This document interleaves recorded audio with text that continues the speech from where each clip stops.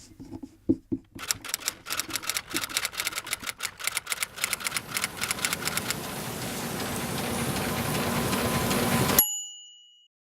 everybody, and welcome to the Professional Editors Podcast, episode 103. This is Dave Arney. I'm joined as always by Karen Conlon. Karen, how's it going? I'm here. I'm laughing and I'm breathing, and that's okay. It's all Yeah, I know. good. I just made you laugh right before we started recording, and I didn't lose the lung. It's still it's there. still there. Okay. It's still there. Yeah, All I right. can feel it. Well, while you get your lung back, I thought or I would talk about a little bit about what we're going to talk about today. I have to say this at the top. Please understand, to all of my haters in the future, I love John Green. I think he's amazing. I think his writing is amazing. Like, I think he's a great author. I really do. I think he has an amazing command of dialogue and of exposition. I mean, he's one of the rock stars. He's one of our modern rock stars. Not only does he, Can I interject right here and oh say I yes, didn't even know who he was? I have no idea who John Green was until Dave said, "Watch this video because we're going to talk about it." And I said, "Okay." So, that so is my Karen only is completely exposure. Karen is completely Yeah. off the hook. She has no idea who Yep. we're about to bag on.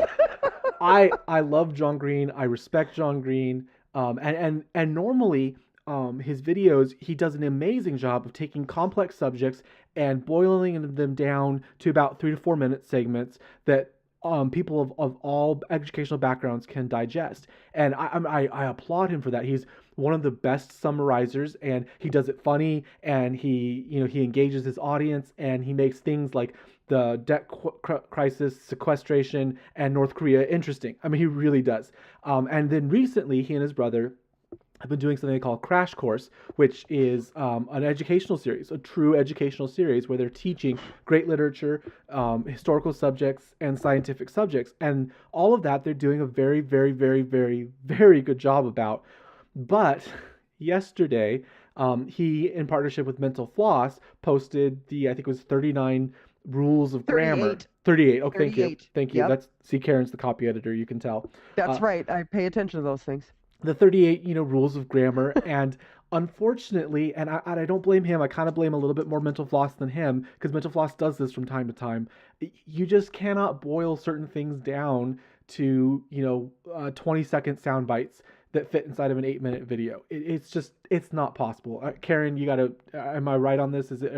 Is it just that we tried to bite off a little bit more than we could chew in one Yeah, little bit? pretty much. There were things, and we have our list. We got together and we made our list.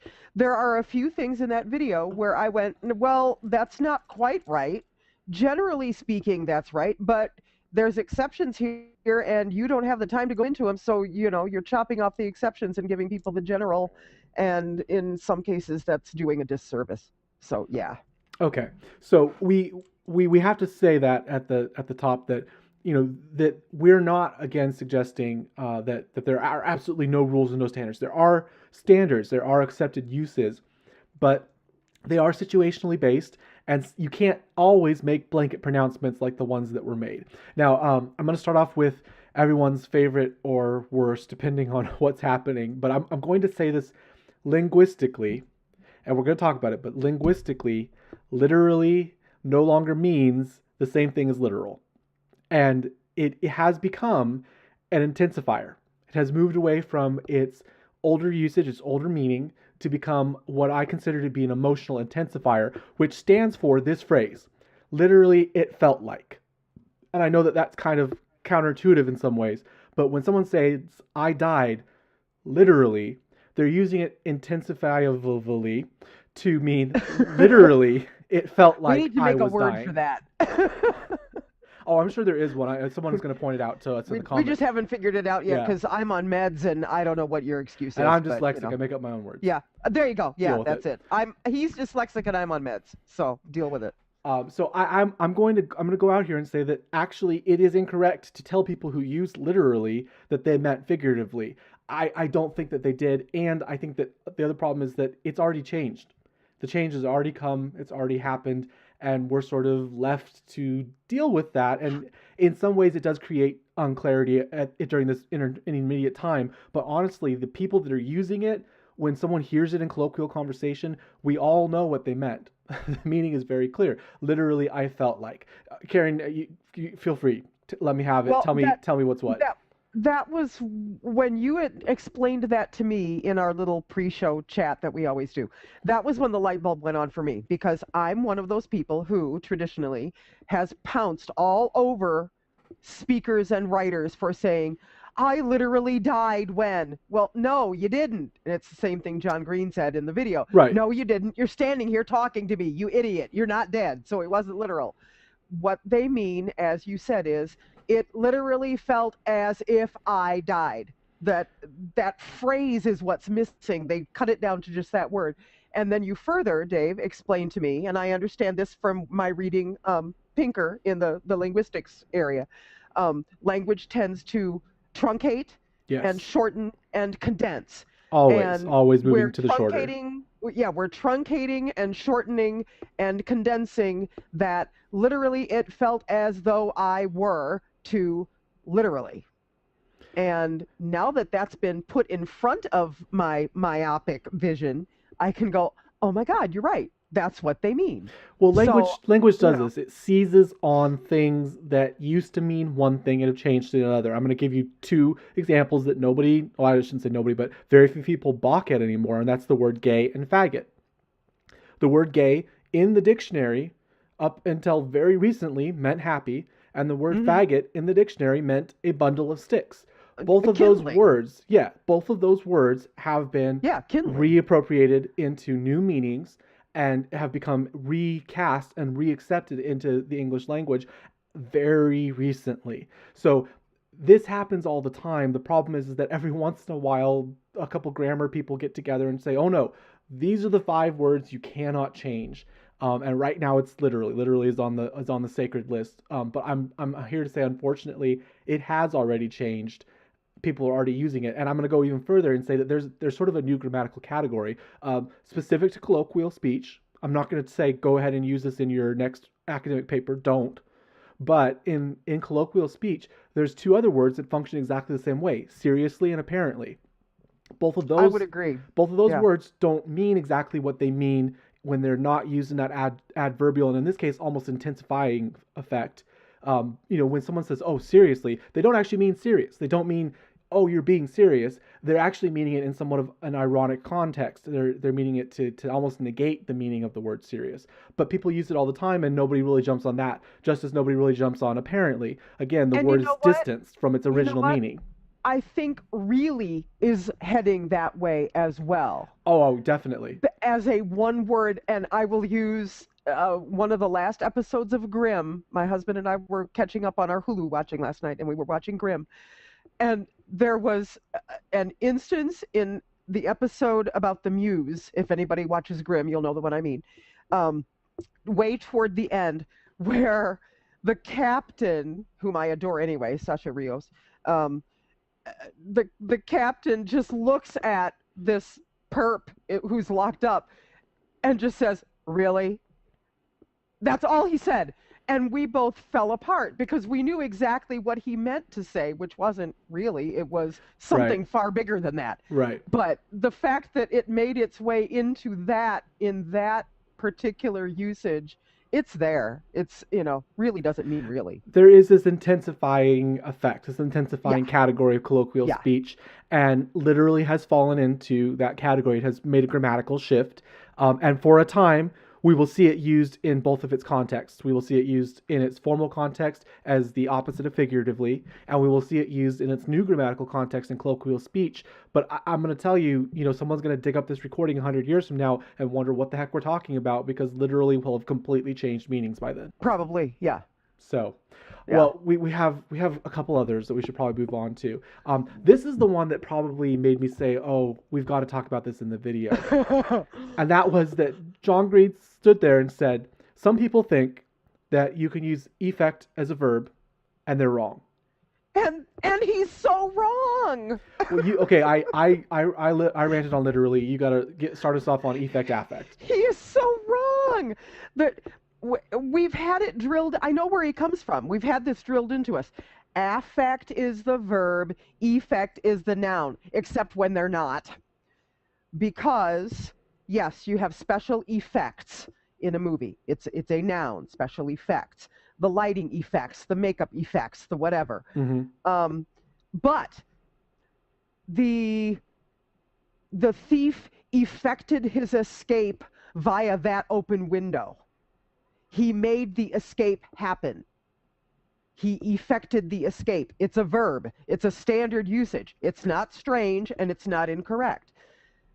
Well, I think the thing that really kind of like I immediately went over the dictionary, and of course, which dictionary is a good question. In this case, it was American Heritage. I'll just throw that out there because dictionaries are That's a good one. different. It's a good Dictionaries one. are very different from each other, and technically, Oxford Yeah. English is the one that kind of is the house of our language, but that's made by British people, and they have to keep two different spellings in order to keep track of everything. Yes. But Yes. anyway, aside from that, I just went over there, and it has both primarily effect has a noun reference. There's like 10 Yeah. noun entries, and Yeah. there's two verb entries. So Yeah. does that mean that effect is never a verb? No, but does it mean that it's No. most likely not a verb?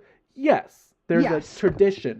There's a Yes. tradition of using it in a noun sense and not in a verb sense, but it's in the dictionary. But it has a use as a verb, and there's no Exactly. reason not to use it correctly as a verb. So it was the pronouncement of they're wrong, and yet it's in the dictionary. And I Exactly. get what he's saying. I get what he's saying is that that's one of his sacred words. Maybe even that's personally. Maybe personally for him, affect effect is a sacred grammatical distinction that should never change.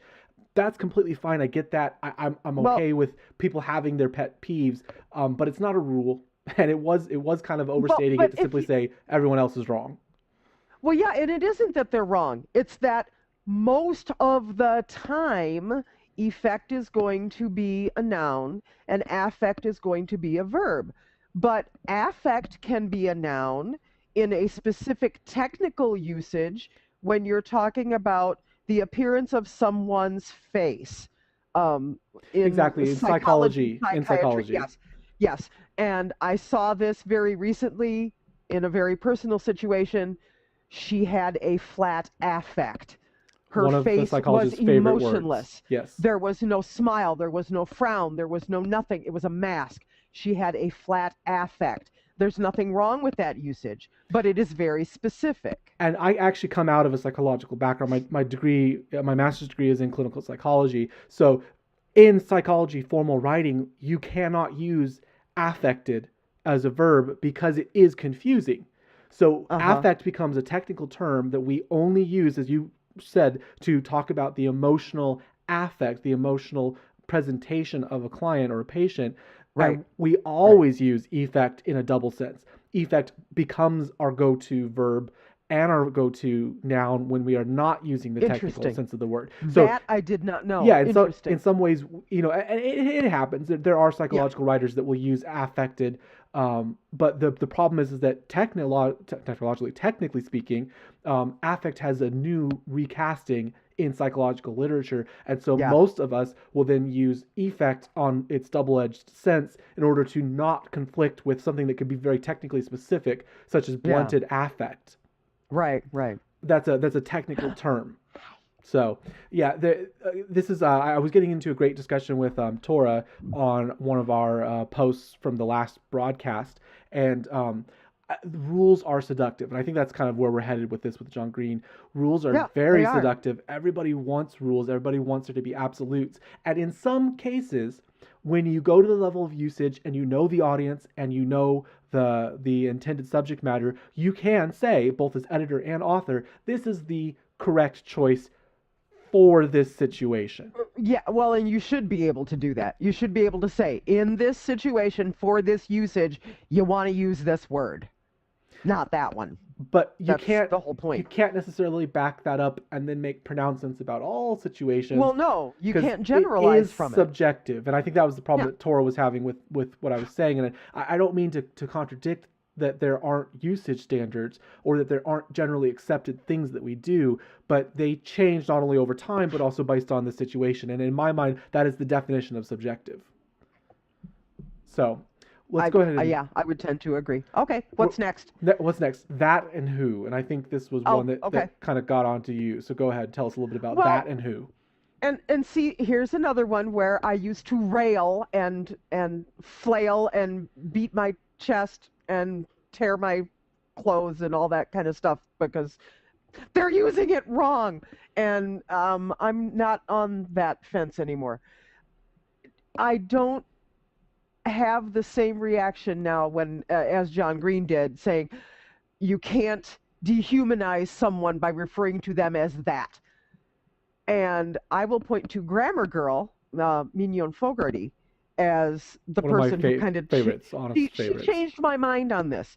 And her point was, and I tend to agree with it.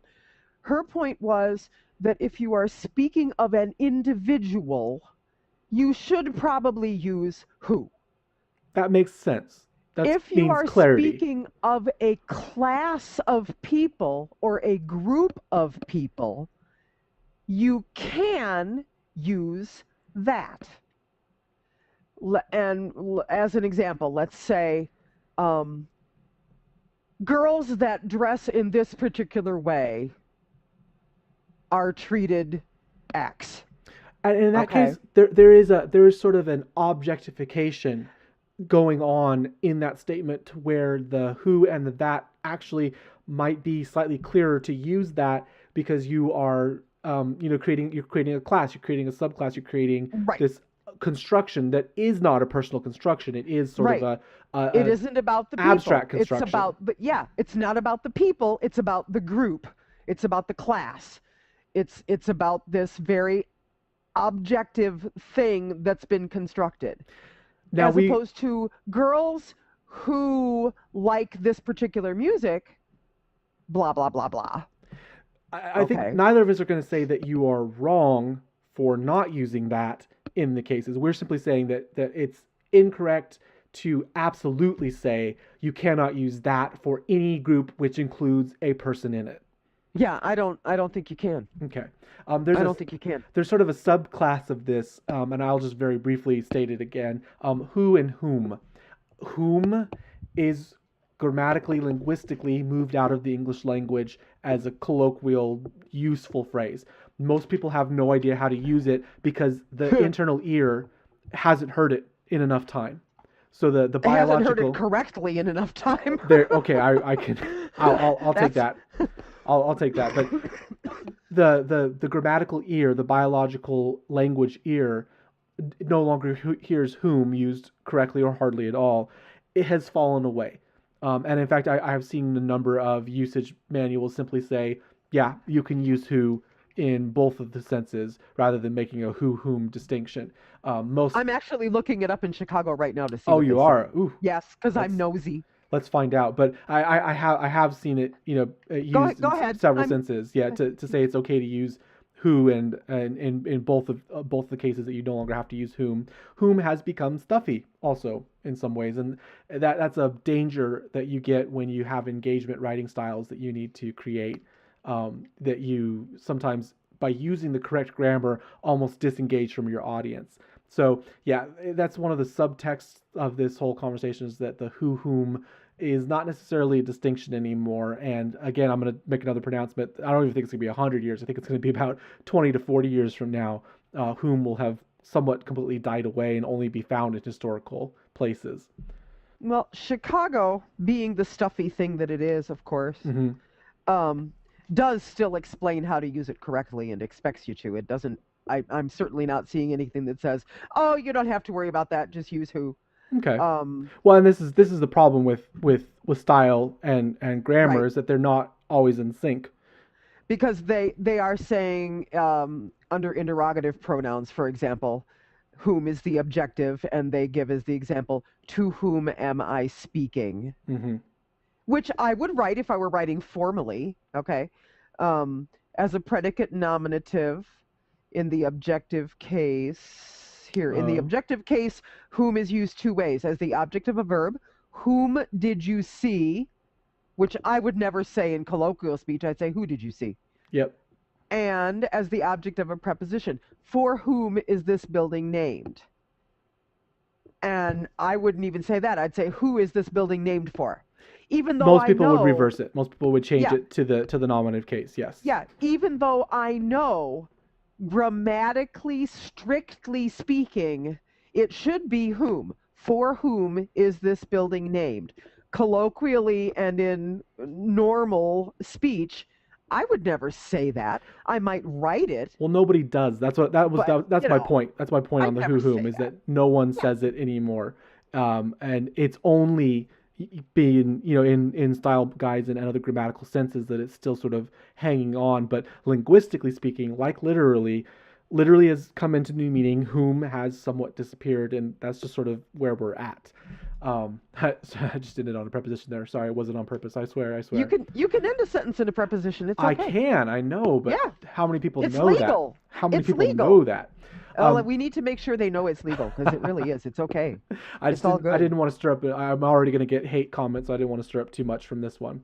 All Yeah, right, we'll get another one from that one. It's okay. our last one, and I think this is an appropriate note to end on because hypercorrection is what we're seeing in the Mental Floss video. I love John Green, but there's a little bit of hypercorrection in there, and everybody falls prey to it. Everybody, it happens. But he touched on it. And this is the fascinating point is that he touched on it, but he never went to the place where he needed to go, and that's the I me distinction. And Yeah. so let's set it up. I would start a sentence. Hey Karen, me and the mom and you would say, I yeah, and yeah, so and so and I. I mean, every teacher that has ever existed since about 1940, 1950 has drilled it into our head that it's always so and I, but that's not did true. such and such. It's only true when it's the subject of the sentence. You don't say me went to the store. And this is where John Green got it right. You don't say me went to the store. You say I went to the store. So you say David and I went to the store. But what happens is that he didn't get to the second half of this, which is where the Exactly. hypercorrection has come into, which is Exactly. when you are the object of the verb, then it becomes me. And sometimes it is correct to say me and, but it Yes. was drilled into our heads that it's never me and. But for instance, the phrase that I kind of like is my father whooped me and my Uh-huh. friend. In Uh-huh. that case, I really do think that the me should come first because it's the me's father, the I's father, the subject's father who's doing the Yeah, whooping. I'm pretty sure he got the lion's share of it, probably. Yeah. and And the the friend friend might have probably just just got been a in the switch or way. two. I mean, Yeah. the friend may not even been guilty. So yeah, the friend should come second. So I enjoyed the fact that of course he did point it out, but he didn't go the second step, which is where everyone gets tripped up. Is that sometimes it is me and it's Hmm. okay. There's nothing wrong with that, and in fact there was nothing wrong with it to begin with. There is nothing in the grammar that says the I cannot come first. That the personal cannot come first, but we kind of drilled it into everyone's head that the rules of etiquette and the rules of grammar somehow magically overlapped in this case, Yes, the and they don't. conflation of it's a conflation of etiquette and grammar, which I find highly amusing. But So that's yeah, me. I think that's an appropriate point to end on. Is that grammatically speaking, I and so went to the store is grammatically correct. It's only etiquette, social etiquette, that ever says it should be so and I. Right. Okay. Well, this has been the Professional Editors Podcast. Thank you guys for listening. We do look forward to your comments. Go ahead and subscribe to us here, whatever form you're listening to on. You can also find us on the Google Plus page, the Professional Editors page on Google Plus, and both Karen and I are available on Google Plus as well.